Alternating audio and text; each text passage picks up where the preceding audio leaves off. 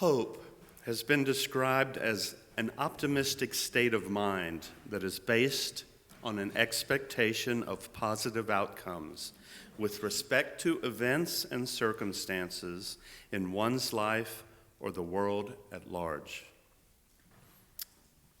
Well, Wednesday night, Conrad and I went to see A Beautiful Day in the Neighborhood, the new movie about Fred Rogers' friendship with the journalist Tom Junod, called Lloyd Vogel in the movie. And I very much hope you take the time to see the movie. Now, I suppose I shouldn't assume that everyone here knows who Mr. Rogers was, since his iconic PBS show, Mr. Rogers' Neighborhood, went off the air 18 years ago. Although aimed at the same preschool audience as Sesame Street, the slow-paced and gentle Mr. Rogers' Neighborhood emphasized young children's social and emotional needs, while Sesame Street focuses on cognitive learning. Now, after the Sandy Hook Elementary School shooting in Newtown in 2012, words of Mr. Rogers went viral on social media, giving some sense of hope to millions. He often told the story. When I was a boy and I would see scary things in the news, my mother would say to me, "Look for the helpers. You will always find people who are helping." Rogers said, "To this day, especially in times of disaster, I remember my mother's words, and I'm always comforted by realizing that there are still so many helpers, so many caring people in the world." Almost as well known as these words is Mr. Rogers' 1969 testimony before the U.S. Senate Subcommittee on Communications. President Johnson had proposed a $20 million bill for the creation of PBS before he left office. But his successor, Richard Nixon, wanted to cut the funding to $10 million. Mr. Rogers' testimony was not only successful in securing the funding, it is considered by some one of the most powerful pieces of testimony ever offered before Congress, and one of the most powerful pieces of video presentation ever filmed. Now, like the writer of novels who doesn't know where her characters will take the plot, sometimes a writer of sermons doesn't know where a topic will take him. Our theme this month is hope, and here I am all of a sudden inside the Washington Beltway with a beloved children's television host. Well, perhaps politics is right up there with religion and medicine and its use of the idea of hope. Bill Clinton, Mike Huckabee, and Sarah Huckabee Sanders are all famously from Hope, Arkansas. And Barack Obama's second book was entitled The Audacity of Hope: Thoughts on Reclaiming the American Dream. The title of The Audacity of Hope was derived from a sermon delivered by Obama's former pastor, Jeremiah Wright. Having attended Wright's sermon, Barack Obama later adapted Wright's phrase, audacity to hope, to audacity of hope, which became the title for his 2004 Democratic National Convention keynote address and the title of his second book. Now, Obama riffed on the words of more than one famous preacher. Both he and Dr. King quoted the abolitionist Unitarian minister Theodore Parker, who wrote, "I do not pretend to understand the moral universe. The arc is a long one. My eye reaches but a little ways. I cannot calculate the curve and complete the figure by the experience of sight. I can divine it by conscience, and from what I see, I am sure it bends toward justice." Obama's love of this quote is legendary. He even had it woven into the rug in the Oval Office. As I looked for quotes I'm about to share, I came upon several essays dismissing the quote for what the writer assumed was the underlying assumption of the person using it.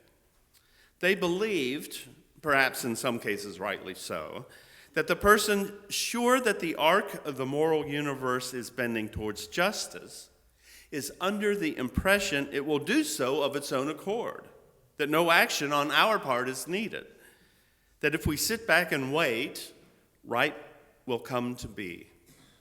We just need to hope. Now, Theodore Parker was a high-profile minister who loudly denounced the Mexican War and openly defied the Fugitive Slave Act by keeping a pistol in the pulpit, lest anyone try to kidnap any of my parishioners, in his words. This is not a passive person. And on at least one occasion, when President Obama was referring to the quote, he said, "The arc of the moral universe may bend towards justice, but it doesn't bend on its own." He went on to say, the best way to not feel hopeless is to get up and do something. Don't wait for good things to happen to you. If you go out and make some good things happen, you will fill the world with hope. You will fill yourself with hope. And this is my first takeaway this morning. Hope is not passive. Good and right do not come to us because of who we are or what we believe. We need to dream and wish and hope so we can envision what is possible. But we need to get up and make those dreams and wishes and hopes happen. Perhaps some people around my age were done a disservice by sitcoms and Saturday morning cartoons. We weren't always watching PBS. We were led to believe that problems could be solved in 23 minutes. There were about 7 minutes of commercials for sugary breakfast cereals. And that those of us with good intentions and pure motives would certainly prevail. It's difficult to consider that this isn't true because we want it to be true so badly. Bad feelings would be salved over, valuable life lessons would be learned, and hugs given all around, all in less than half an hour. In the case of one of my favorites, the Partridge Family, we would be treated to a bubblegum pop musical number as well. By the episode's end, Scooby-Doo and Shaggy would both identify and unmask the villain, invariably a middle-aged white man who was using scare tactics to try to get even richer. Life lessons indeed. Perhaps even less reflective of real life than the sitcom and Saturday morning cartoons were the stories of Disney princesses at the movies. I'm still waiting, to no avail, for adorable woodland creatures to come do my housework. Those of you keeping track may have noticed that down through the decades, as princesses have become less Snow White and more racially diverse, they have become more active and have found their agency. Mulan challenges the gender roles in a very traditional culture and physically fights almost to the death for her family to earn her own honor and respect. In The Princess and the Frog, Tiana's chief aim in life is to follow her passion and achieve economic independence. Pocahontas and the redheaded Merida from Brave. The list continues. Now, decades before the rise of self-actualized princesses, Snow White is nearly killed by the only other woman in the movie, takes up housekeeping for 7 vertically challenged workaholics, and sings "A dream is a wish your heart makes when it's fast asleep." She seems to be under the impression that just believing hard enough will make things work out. But even she isn't the most passive in the bunch. There's Aurora, the Sleeping Beauty. By the way, did you even know that her name was Aurora, or just the fact that she sleeps through 3/4 of the movie and that she's beautiful? Not much agency. Agency refers to our capacity to influence our functioning in the course of events by our actions. Psychologist and researcher Albert Bandura describes 4 functions through which human agency is exercised. These functions describe forethought and goals, action plans and strategies for realizing them, and reflecting on the progress as one works toward realizing those goals.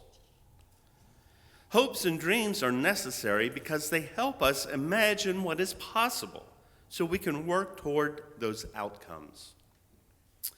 UU minister and best-selling author Robert Fulghum wrote, "I believe that imagination is stronger than knowledge, that myth is more potent than history, that dreams are more powerful than facts, that hope always triumphs over experience, that laughter is the only cure for grief, and I believe that love is stronger than death." Hope triumphs over experience, but only if we have the imagination to see what might be and the drive to make it happen. Many of you know that I spent last year, before arriving here, doing a chaplain residency at Parkland Hospital in Dallas. Hope is very much on the minds of people in the hospital.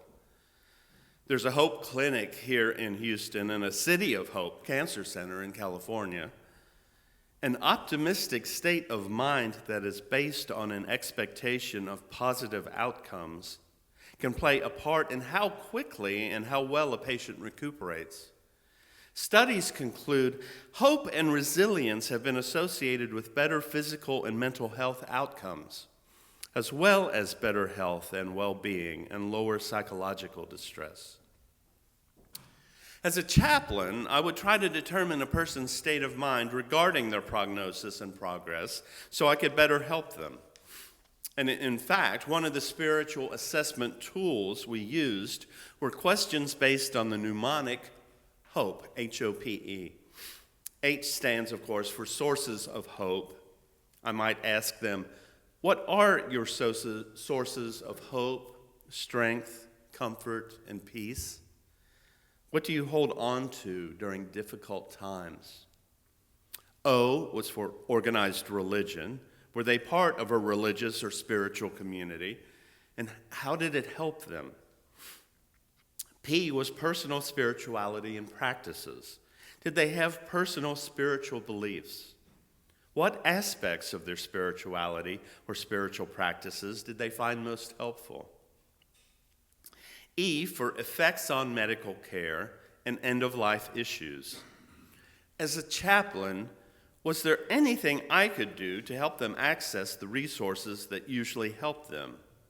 Were there any specific practices or restrictions I should know about to tell the medical staff in providing their medical care? And while a hospital is a good place to see the many benefits of hope, unfortunately, it's a place where the shadow side can very quickly become obvious, often highlighted by differences in culture and theology. It was my experience some patients were more understanding and clear-headed about their situation than their family members. Many people have a sense when it's their time to go and even an acceptance. Some even hang on until concerned loved ones who have been keeping constant vigil are briefly out of the room before they pass away. Sadly, some family members put their inability to cope with losing a loved one over the prolonging of suffering of the loved one and use not giving up hope as a way to cover up their inability to accept the death. While we as chaplains never advocated giving up hope, we would sometimes try to have the family reframe hope. A family member might hope that the cancer would miraculously vanish, but we might suggest it was better to work towards seeing that a life is well lived while the cancer remains in submission. When we couldn't realistically hope that the patient would recover, we could hope that they would pass peacefully and in no pain, surrounded by loved ones. Unfortunately, some people would use hope as a religious badge of honor to not give up on the possibility of recovery, no matter how dire the prognosis. They had a religious take on the princess's idea that things work out well for those who believe and are pure of heart. But nowhere is it more clear than in a hospital that truly bad, sometimes awful, things happen to very good people. Miguel A. de la Torre, a scholar, activist, and professor of social ethics and Latinx studies at Iliff School of Theology, writes, "I have no problem with a hope in God. I do, however, find it problematic to hope that all things will work out for the best. History and personal experience shows that it seldom does. Good Christians with plenty of hope in God's protection die in horrible accidents, experience financial collapse, and lose all that is dear, just like non-Christians. Bad things do happen, and happen often, to good people. Claiming hope as protection from evil becomes somewhat naive. While I would never claim hope as protection from evil, I do claim hope as a way to envision what may be possible for us to do to perform good in the world. I believe that we have agency to work toward what we believe is good and just in partnership with whatever our concept of the divine may be. And if you see yourself as privileged, as I believe I am, a middle-class white male living in the United States, and endowed with more agency than most oppressed people, I believe it's our responsibility to use our influence for good on behalf of those oppressed, especially. There are three types of agency: individual, proxy, and collective. Individual agency is when a person acts on his or her own behalf, whereas proxy agency is when an individual acts on behalf of someone else. Collective agency occurs when people act together, as in a social movement. We have not only the privilege, but the responsibility to hope on our behalf, on behalf of others, and with others on behalf of the oppressed and the world. And we have the responsibility to work for, as our sixth principle says, the goal of world community with peace, liberty, and justice for all. In our reading, Bob Shively described Thich Nhat Hanh's take on it. I think he sees as ineffectual those people who say they hope for world peace. Somehow their hope just lays there. Better they might be aware of the war, like angers within themselves, aware of the compassion for others who suffer from injustice that potentially fuels war. Better that we might be aware of peace when we vote, as we work for candidates, as we give money, and when we write national leaders. Hope is not passive. Good and right do not come to us because of who we are or what we believe. We need to dream and wish and hope so we can envision what is possible. But we need to get up and make those dreams and wishes and hopes happen. Mr. Rogers' mother encouraged him to look for the helpers. And he said, "I'm always comforted by realizing that there are still so many helpers, so many caring people in this world." My challenge to you this morning is to be one of the hopers and be one of the helpers. Mr. Rogers even wrote a song about it, about making it happen, entitled, "You've Got to Do It." You can make believe it happens or pretend that something's true. You can wish or hope or contemplate a thing you'd like to do. But until you start to do it, you will never see it through, because the make-believe pretending just won't do it for you. You've got to do it. Every little bit, you've got to do it, Do it, do it. And when you're through, you can know who did it. For you did it. You did it. You did it. Amen.